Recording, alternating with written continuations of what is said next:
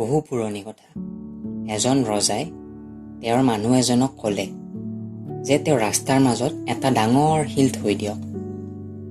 ৰজাৰ আদেশ মতে তেওঁৰ সৈনিকসকলে ৰাস্তাৰ ঠিক মাজতে এটা ডাঙৰ শিল থৈ দিলে। তাৰ পিছত ৰজাই নিজেই তালৈ গ'ল, য'ত সৈনিকসকলে শিলটো ৰাখিলে, আৰু বনৰ মাজৰ পৰা লুকাই লুকাই ৰাস্তাটোৰে অহা যোৱা কৰা মানুহবোৰক চাবলৈ ধৰিলে। ৰজাই চাব বিচাৰিছিলে যে কোনোবাই সেই শিলটো ৰাস্তাৰ পৰা আঁতৰাবলৈ চেষ্টা কৰে নে নকৰে। সেই ৰাজ্যখনৰ বহু ধনী মানুহ আৰু ব্যৱসায়ীয়ে সেই ৰাস্তাটোৰে পাৰ হৈ গ'ল, কিন্তু কোনেও সেই শিলটো আঁতৰাবলৈ চেষ্টা নকৰিলে। সকলোৱে কেৱল শিলটোৰ কাষেৰে পাৰ হৈ গ'ল।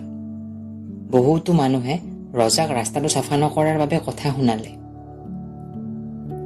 কিন্তু কোনেও তাৰে মাজৰে এই শিলটো গুচাবলৈ চেষ্টা নকৰিলে। এদিন এজন খেতিয়কে শাক পাচলিৰ খৰাহী এটা লৈ সেইফালেৰে গৈ আছিল। সেই শিলটো দেখি তেখেতে খৰাহীটো মাটিত থৈ শিলটো গুচাবলৈ চেষ্টা কৰিলে।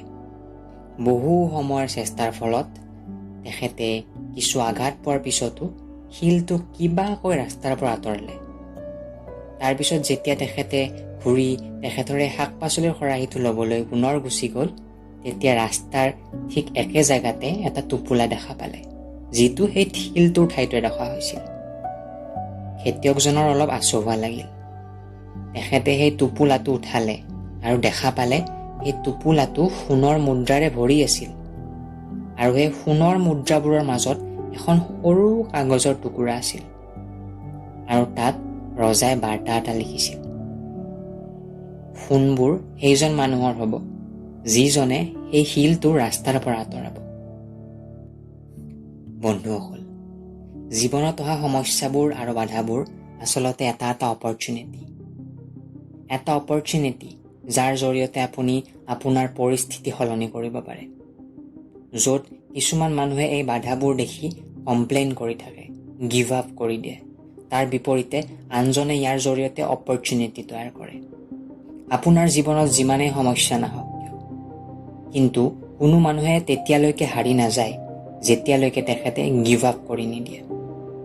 যেতিয়া আপোনাৰ জীৱনটো নিৰাশাৰে ভৰি যায় সেই বস্তুবোৰৰ বাবে, যিবোৰ বস্তু আপোনাৰ কণ্ট্ৰলতেই নাই, যেতিয়া আপুনি ভগৱানক দোষ দিবলৈ আৰম্ভ কৰে আৰু এইবোৰ ভাবিবলৈ আৰম্ভ কৰে যে মোৰ লগতে এনেকুৱা কিয়, তেতিয়া মাত্ৰ এটাই কথা মনত ৰাখিব, পৰিস্থিতি আৰু বেয়া হ'ব পাৰিলেহেঁতেন, আৰু আপুনি এতিয়াও জীয়াই আছে। মানুহৰ হাৰ্টটো 1 ঘণ্টাত প্ৰায় 4000 বাৰ কঁপে, আৰু প্ৰত্যেকবাৰে ইয়াকে প্ৰমাণ কৰে যে আপুনি এতিয়াও জীয়াই আছে। আৰু জীয়াই থকা মানে হ'ল নিজৰ জীৱনটো নিজৰ মতে জীয়াই থকা।